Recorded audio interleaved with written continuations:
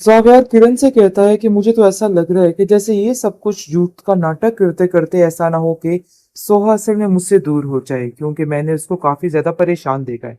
जिस पर किरण कहती है कि तुम्हारा दिमाग खराब हो गया, ऐसा कुछ भी नहीं है, तुम इसकी फिक्र मत करो, बल्कि जो कुछ हो रहा है ना वो बहुत बेहतर हो रहा है। लेकिन सोहा को सिर्फ और सिर्फ जेलिस करने के लिए किरण जानबूझकर ये सारे गेम रचा रही है, और जावियार को इस बात की समझ नहीं आ रही।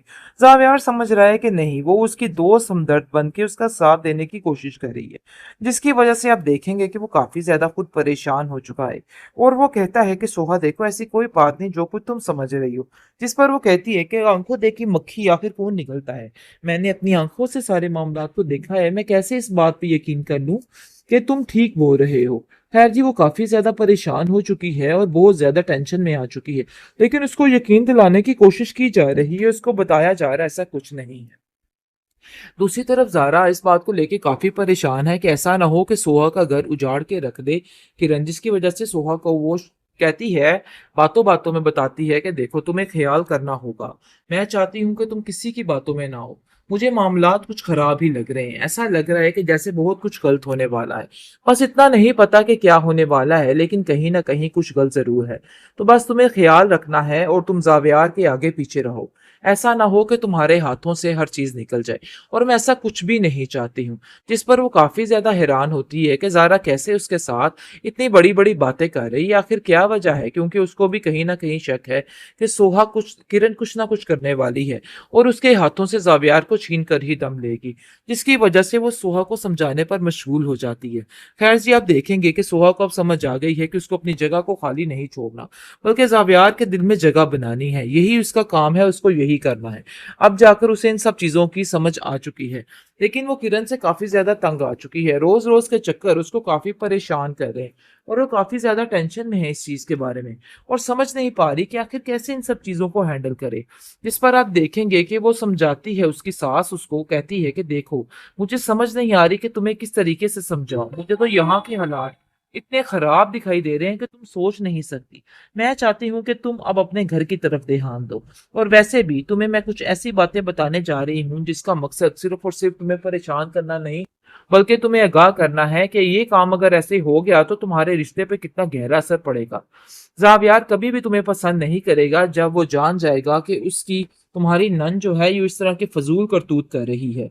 हमें मिलकर समझाना होगा और उसको सब कुछ बताना होगा, यानी कि जरका जो कुछ करने की कोशिश कर रही है ना, बिल्कुल गलत और बेबुनियाद है, मैं इस चीज में कभी उसका साथ नहीं दूंगी। जिस पर सुहा कहती है कि आप क्यों परेशान हो रही हैं, सब ठीक हो जाएगा, देख लीजिएगा, मुझे यकीन है इस चीज का, आपको जरूर कोई गलतफहमी हुई है, जरका आप इस तरह का कोई काम नहीं कर सकती हैं। जिस पर वो कहती है कि मैंने अपने कानों और अपनी आंखों से सब कुछ देखा है, बल्कि उसने वाजिया इस चीज का इजहार भी किया है, मैं कैसे आंखों देख की मक्खी निकल जाऊं और कैसे इस बात पे यकीन कर लूं।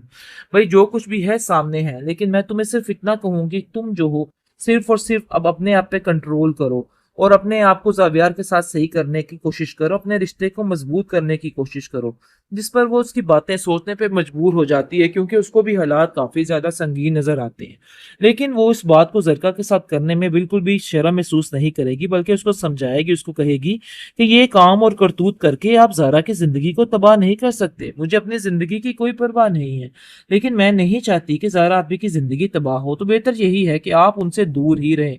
असवंत भाई, जो आप सोच रही हैं उनके बारे में, वो आपके बारे में ऐसा नहीं सोच सकते।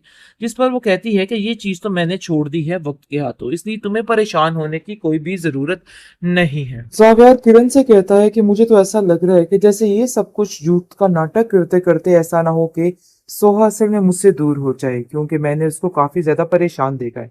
जिस पर किरण कहती है कि तुम्हारा दिमाग खराब हो गया, ऐसा कुछ भी नहीं है, तुम इसकी फिक्र मत करो, बल्कि जो कुछ हो रहा है ना वो बहुत बेहतर हो रहा है। लेकिन सोहा को सिर्फ और सिर्फ जेलिस करने के लिए किरण जानबूझकर ये सारे गेम रचा रही है, और जावियार को इस बात की समझ नहीं आ रही। जावियार समझ रहा है कि नहीं, वो उसकी दोस्त हमदर्द बन के उसका साथ देने की कोशिश कर रही है, जिसकी वजह से आप देखेंगे कि वो काफी ज्यादा खुद परेशान हो चुका है। और वो कहता है कि सोहा देखो, ऐसी कोई बात नहीं जो कुछ तुम समझ रही हो।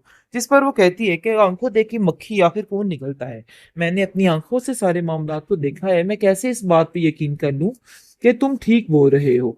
खैर जी, वो काफी ज्यादा परेशान हो चुकी है और बहुत ज्यादा टेंशन में आ चुकी है, लेकिन उसको यकीन दिलाने की कोशिश की जा रही है, उसको बताया जा रहा है ऐसा कुछ नहीं है। दूसरी तरफ ज़ारा इस बात को लेके काफ़ी परेशान है कि ऐसा ना हो कि सोहा का घर उजाड़ के रख दे किरण, जिसकी वजह से सोहा को वो कहती है, बातों-बातों में बताती है कि देखो तुम्हें ख़्याल करना होगा। मैं चाहती हूँ कि तुम किसी की बातों में ना आओ। मुझे मामलात कुछ ख़राब ही लग रहे हैं। ऐसा लग रहा है कि जैसे बहुत कुछ गलत होने वाला है। बस इतना नहीं पता कि क्या होने वाला है, लेकिन कहीं न कहीं कुछ गलत ज़रूर है। तो बस तुम्हें ख़्याल रखना है और तुम ज़ावियार के आगे-पीछे रहो। ऐसा ना हो कि तुम्हारे हाथों से हर चीज़ निकल जाए। और मैं ऐसा कुछ भी नहीं चाहती हूँ। जिस पर वो काफ़ी ज़्यादा हैरान होती है कि ज़ारा कैसे उसके साथ इतनी बड़ी-बड़ी बातें कर रही है, आखिर क्या वजह है? क्योंकि उसको भी कहीं न कहीं शक है कि किरण कुछ ना कुछ करने वाली है और उसके हाथों से ज़ावियार को छीन कर ही दम लेगी, जिसकी वजह से वो सोहा को समझाने पर मशगूल हो जाती है। खैर जी, आप देखेंगे कि सोहा को अब समझ आ गई है कि उसको अपनी जगह को खाली नहीं छोड़ना, बल्कि ज़ावियार के दिल में जगह बनानी है। यही उसका काम है, उसको यही करना है। अब जाकर उसे इन सब चीज़ों की समझ आ चुकी है। लेकिन वो किरण से काफ़ी ज़्यादा तंग आ चुकी है। रोज़-रोज़ के चक्कर उसको काफ़ी परेशान कर रहे हैं और वो काफ़ी ज़्यादा टेंशन में है इस चीज़ के बारे में और समझ नहीं पा रही कि आखिर कैसे इन सब चीज़ों को हैंडल करे। जिस पर आप देखेंगे कि वो समझाती है, उसकी सास उसको कहती है कि देखो, मुझे समझ नहीं आ रही कि तुम्हें किस तरीके से समझाऊँ। मुझे तो यहाँ के हालात इतने खराब दिखाई दे रहे हैं कि तुम सोच नहीं सकती। मैं चाहती हूँ कि तुम अब अपने घर की तरफ ध्यान दो। और वैसे भी तुम्हें मैं कुछ ऐसी बातें बताने जा रही हूँ जिसका मकसद सिर्फ और सिर्फ तुम्हें परेशान करना नहीं, बल्कि तुम्हें आगाह करना है कि ये काम अगर ऐसे हो गया तो तुम्हारे रिश्ते पे कितना गहरा असर पड़ेगा। ज़ावियार कभी भी तुम्हें पसंद नहीं करेगा जब वो जान जाएगा कि उसकी तुम्हारी नन जो है ये इस तरह की फजूल करतूत कर रही है। हमें मिलकर समझाना होगा और उसको सब कुछ बताना होगा। यानी कि ज़रका जो कुछ करने की कोशिश कर रही है ना, बिल्कुल गलत और बेबुनियाद है।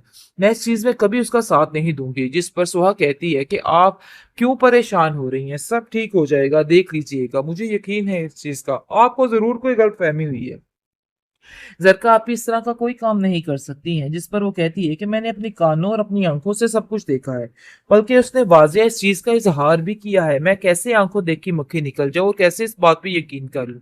भई जो कुछ भी है सामने है। लेकिन मैं तुम्हें सिर्फ़ इतना कहूँगी, तुम जो हो सिर्फ़ और सिर्फ़ अब अपने आप पे कंट्रोल करो और अपने आप को ज़ावियार के साथ सही करने की कोशिश करो, अपने रिश्ते को मज़बूत करने की कोशिश करो। जिस पर वो उसकी बातें सोचने पे मजबूर हो जाती है, क्योंकि उसको भी हालात काफ़ी ज़्यादा संगीन नज़र आते हैं।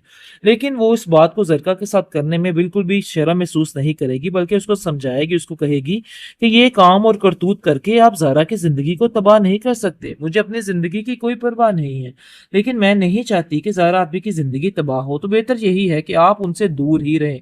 असफंद भाई, जो आप सोच रही हैं उनके बारे में, वो आपके बारे में ऐसा नहीं सोच सकते। जिस पर वो कहती है कि ये चीज़ तो मैंने छोड़ दी है वक़्त के हाथों, इसलिए तुम्हें परेशान होने की कोई भी ज़रूरत नहीं है।